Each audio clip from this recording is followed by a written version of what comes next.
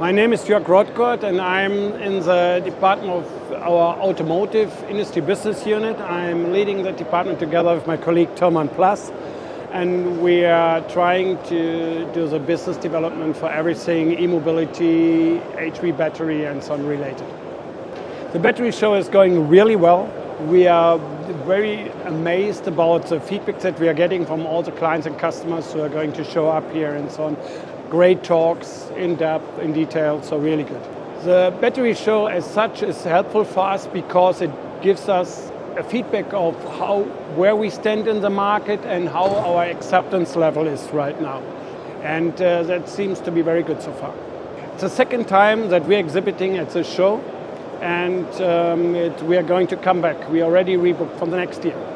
The quality of customers that we have there in terms of decision makers and technically involved people, operational managers and so on, and end users, it's a good mix, and that's exactly what we are looking for when we go to a special show like this.